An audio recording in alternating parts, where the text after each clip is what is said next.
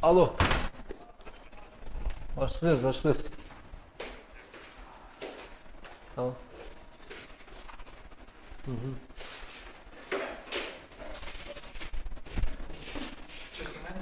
Саламатсыздарбы? Мен звук келатса, келатат деп коюңуздар. Ses var mı?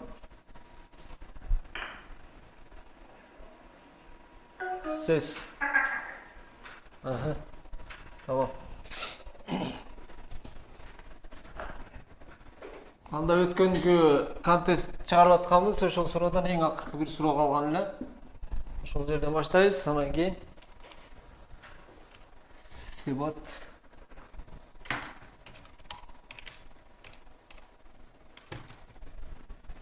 Йога. Мурунку контестте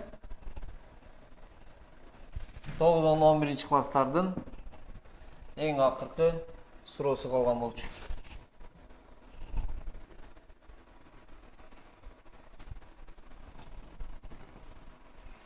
Так, бизге эмне берилет?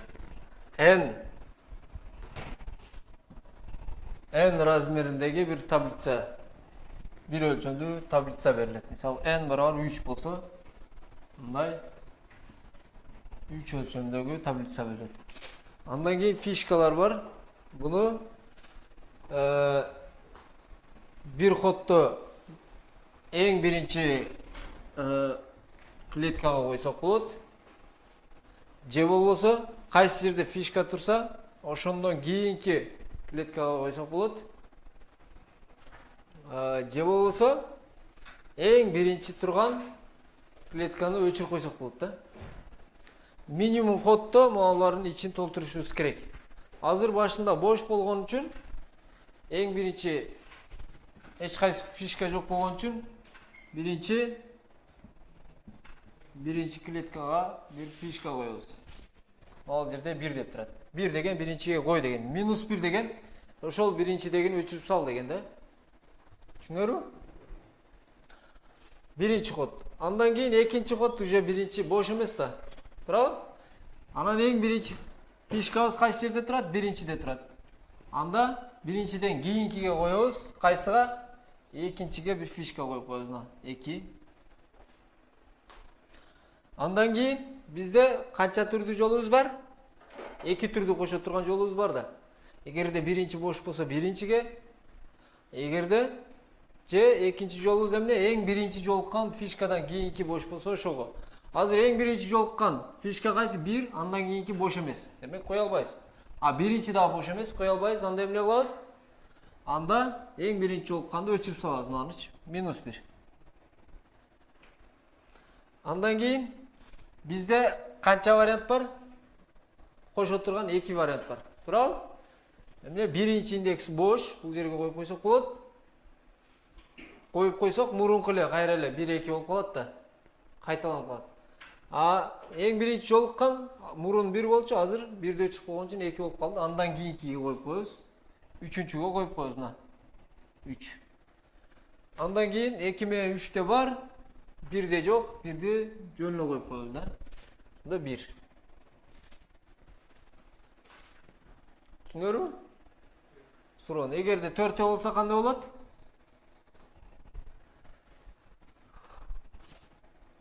Төртөө болсо 1 2 3 4. Эң биринчи сөзсүз коебуз. Андан кийин бияк бетине коебуз. Андан кийин муну өчүрөбүз. Бияк бетине коебуз. Андан кийин эмне кылышыбыз керек? Мону өчүрүп коюшубуз керек. Бияк бетке коюш үчүнчү. Туурабы? Эгер буну өчүрбөсөк, bundan кийинки деген бул бош эмес. Туурабы? Демек биз эң акыркын толтуруш үчүн андан бир мурункуга бир фишка алып келишибиз керек сөзсүзчү. Туурабы? Ошондо буну өчүрөбүз дагы, bundan кийинкиге коюп коебуз. Мындай кылыпчы. Туурабы? Бул экөө толуп калды уже. Бияка тийбейбиз, кайра бияк бетинен баштайбыз. 1ден баштап туруп, ошондой кылып эң аягына сүрүп алып келе беребиз фишкалардычы. Түшүнүңөрбү? Демек эң биринчи кодубуз 1ден башталат, 2ге коебуз, анан 1ди өчүрөбүз, 3кө коебуз. Анан буну өчүрөбүз. Мындай чоң болsun. Чоң болсо эң бияк бетине алып келип үчүн эмне кылабыз? Биринчи буга коебуз. Андан кийин бияка коебуз, буну өчүрөбүз. Бияка коебуз. Анан буну өчүрөбүз, бияка коебуз. Туурабы? Анан буну өчүрөбүз, бияка коебуз, буну өчүрөбүз, бияка коебуз. Буну өчүрөбүз, бияка коюп коебуз. Бул толду. Эми экөө толуп калды. Эми кайра башынан баштайбыз. Бул жерге коебуз. Анан bundan кийинкиге коебуз. Буну кайра өчүрөбүз, бияка коебуз. Түшүндүңөрбү? Ошондо кандай болуп атат? N деген сразу 2-2ден азайтат да, бир жолу өчүрүп, бир жолу кошуп. Азыр экөө турат, бунусун өчүрүп, бияк бетине кошобуз. Бунусун өчүрүп, бияк бетине кошобуз, бунусун өчүрүп, бияк бетине кошобуз. Түшүндүңөрбү? Окшош система кайра-кайра кайталанып атат да. Эгерде N-ге жетип калсак, аягына жетип калсак, анда эң аягында экөө туруп калат да, бул турат, андан кийинкисинечи. Туурабы? Анда эмне кылабыз? N-үз же N-2 деп кайра ошол функцияны чакырып коебуз. Түшүндүңөрбү? Ал функция чакырганга чейин эмне? 1, 2, -1, 3. -2, 4, -3, 5. Түшүндүңөрбү? Ошондой болуп, качанга чейин барасыңар? N-ге чейин барасыңар. N-ди кошконго чейинчи. Уже N-ди кошкондо N-2. Ал функциясы кандай жазылат? Так.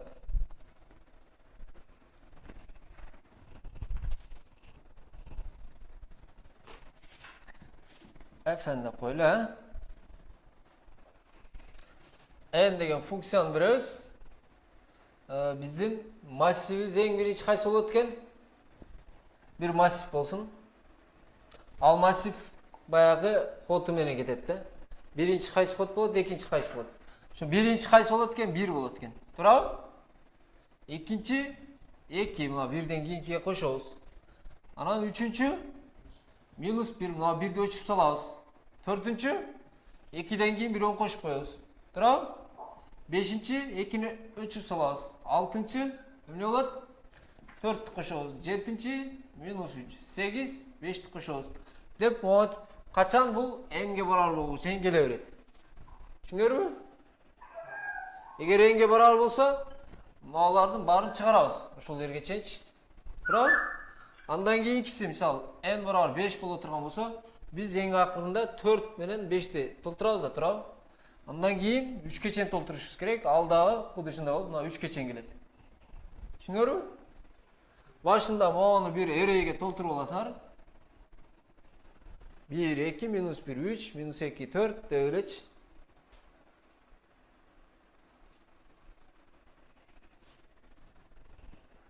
Так. 2-ни коштук, анан 2 коддон кийин алып коебуз. 3-тү коштук, кайра 2 коддон кийин алып коебуз. Түшүндүңөрбү? 4-тү коштук, кайра 2 коддон кийин алып коебуз. Функцияда эмне болот? Функцияда integer, integer эмес, бул эч нерсе кайтарбасын дейли. Так. F деп коелу, N деген келет да, туурабы? If дейбиз. N A деген келсин. If A деген. Так, A менен N. Эки нерсебиз болот. Качан N келгенде токтош керек. Туурабы? Биринчи кайсыдан баштайбыз? Биринчиден баштайбыз N-ге чейин. If A барабар N болуп калса, анда эмне кылып коебуз? Эмен чыгарабыз. Array'дин. Мисалы A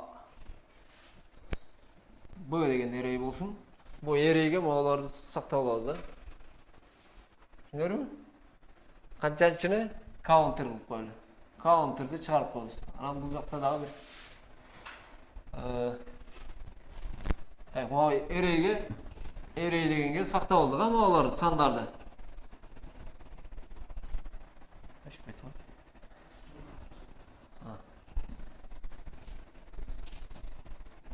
Array дегенге сактап алабыз.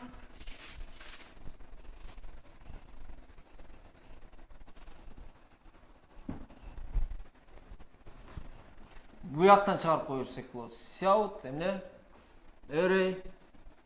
Array counter. Chiqarib qo'ysak bo'ladi. Bir bo'shliq bilan. Anan keyin agar barobar bo'lib qolsa, emne qilamiz? Function deymiz. Function qaysini? 1'den başlayız başından n-2'ye chain daha bir counter degende qo'shib qo'yiladi. 0 degendik. 0-chereyi chiqar. Counter degende üstüge yazıp bu yoqqa counter barobar 0 qilib qo'yamiz. Hatta bir chiqargandan keyin boshlaymiz da. Qolganlarında counter plus deymiz. Ana nemden chiqarib qo'yamiz? Tak. Cout counter'da chiqaramiz. Bo'shliq bilan. Ondan keyin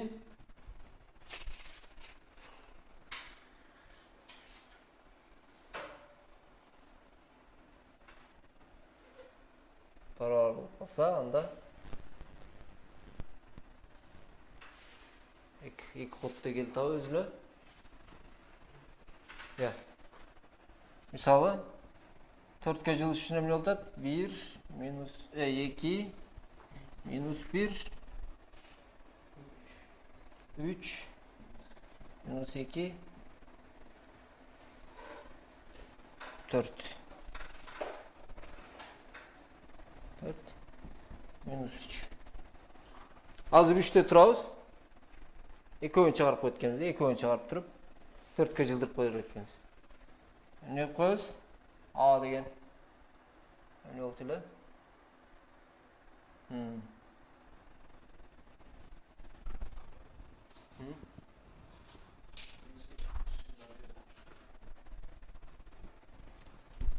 Daha bir jol demen array'ni chiqaramiz. Counter. Ana counterga daha birni qo'shib turib, bo'lsa counter plus 1 chiqarib qo'yamiz. Bu yoqqa qanoti array plus counter plus 1'ni chiqaramiz. Undan keyingi ko'yin chiqarib turib, funksiyaga ham jo'natib qo'yamiz.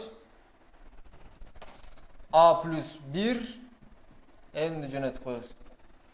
Keyingi son keldi deganda, turib. 2 o'yin, 3 dan 3 ga o'tish uchun hozir mana bu yerda turamiz, 2 da turamiz. 2, 4 ga o'rtadan keyin qaysini chiqaramiz? 5. Ondan keyin minus 4 6. Turib. 4'ten sırasında 2 o'yin chiqib, уже 5 ga jetdi. Mana buga jetdi. Qachon to'xtab qoladi? If deb boshina bir shart qo'yib qo'yamiz. N cho'ngga barobar qanchadan? Kichkinakay che barobar. Kichkinakay 2 dan bo'lsa bitirib qo'yamiz.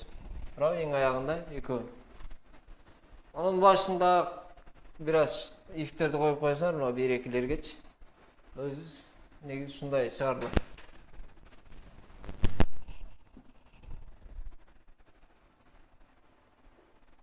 Void fan.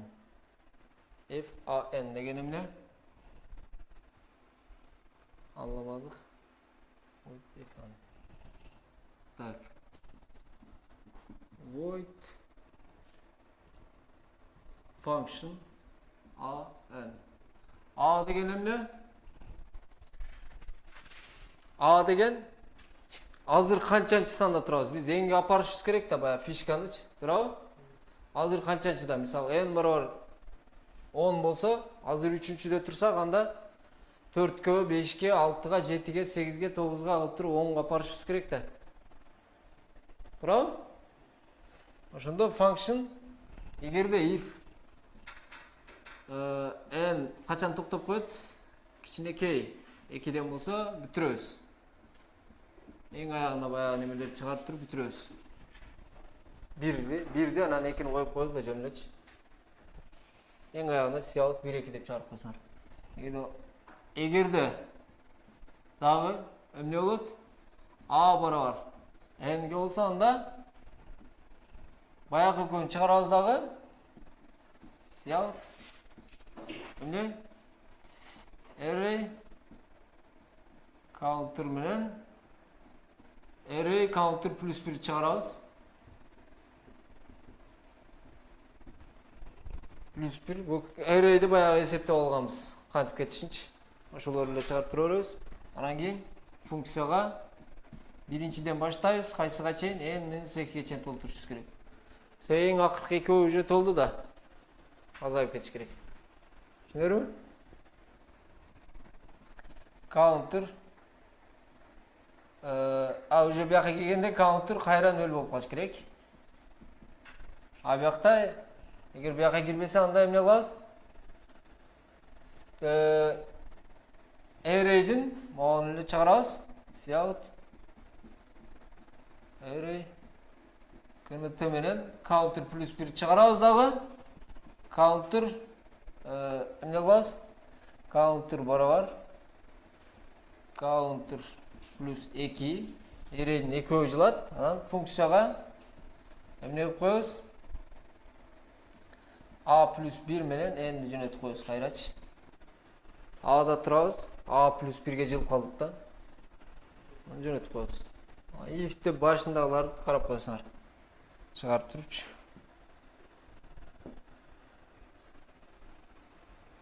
Ой, түшүнүктүү болдубу? Int main'in içinde болуш керек.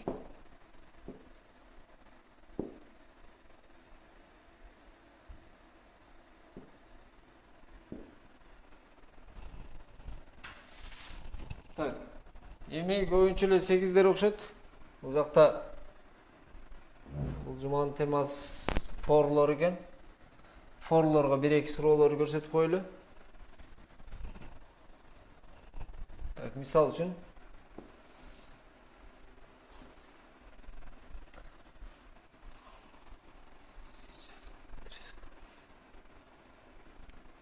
мисалы A'дан B'га чейин 4 сан берилет экен. A, B, C, D.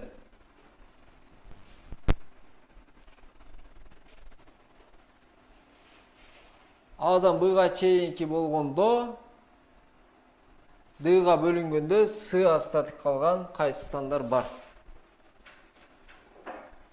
Түшүнөрбү? Так, 2ден 5ке чейин болгон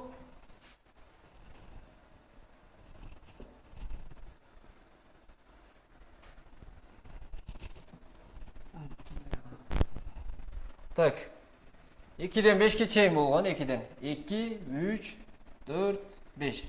Ушулардын арасынан 2ге бөлгөндө, булардын ар бирин бөлгөндө калдыгы 0 кала турган сандарды чыгаргыла дейт.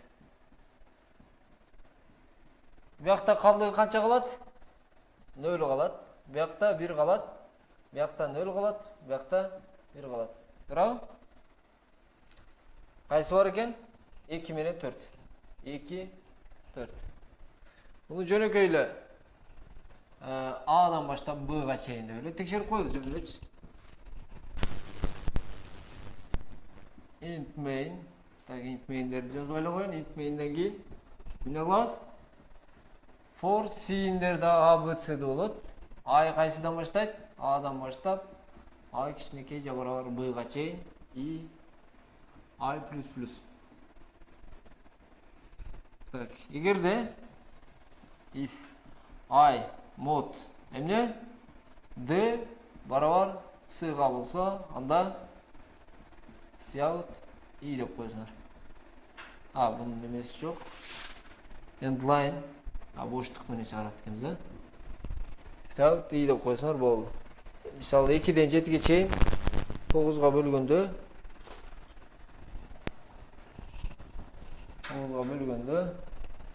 калдык эмне калат? 2ден 7ге чейин 9га бөлсөң эч качан 9дан чоң сан чыкпайт да, туурабы? 14ке бөлгөндө 9 кала турган дейт. 2ден 7ге чейин өздөрү 9га жетпейт да. Ошондуктан биякта эч нерсе чыкпайт. Жогунда эч нерсе жок.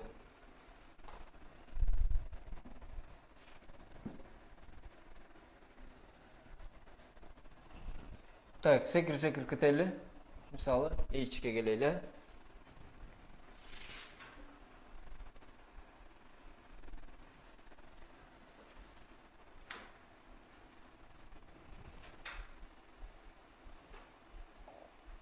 Так, бизге бир сан берилеткен, ушул сандын бүт бөлүүчүлөрүн чыгарып койгула дейт, Мисалы 7 дей турган болсо, эмне кылабыз? 7нин бөлүүчүлөрүн. 1'den баштап. For бuyакта sin n деп коелу же sin x integer x менен I болсун. I кайсыдан баштайт? 1'den баштайбыз. I канчага чейин? X-ка чейин. Өзү кошулабы? Өзү кошулат экен. I плюс. If эмне? X mod I барабар 0 болсо анда cout I дейт. Боштук менен чыгарып коет экен. Мисалы 21 1ге 3ге 7ге 21ге. Ошондо I келет 1 болот, 2 болот, 3 болот, 4 болот, баарын текшерип чыгат. Түшүнөрбү? Күчтүү.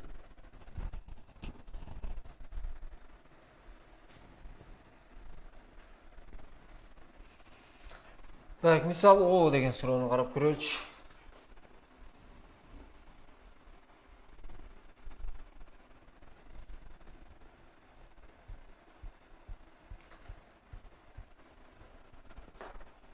En санын ичинен эмне дейт? 0 деген сан барбы же жокпу дейт, а? Туурабы? Эгер болсо yes, болбосо no деп койсоңор. Анда en санын кантип окуйбуз? Так. Sin n болсун. Анан integer n a I деп коелу. For I барабар 0дөн I n'ге чейин ар бир санды окуп чыгышыбыз керек. Туурабы? Sin бияктан кайша ачып коебуз. Sin A'ны окуйлу. If A барабар 0 болсо анда эмне кылабыз? Cout yes деп койлу. Бар дейбиз дагы. Эмне кылабыз? Return 0 деп туруп чыгып кетебиз. Return 0 деген ушул жерде программа бүтүрүп коет. Эң аягында cout эч качан yes'ке кирбесе анда эмне болуп калат? No болуп калат. Туурабы? Так.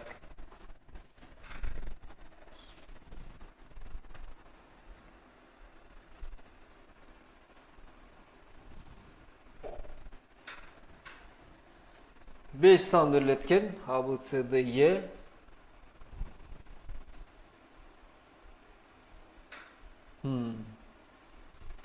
AX куб плюс BX квадрат плюс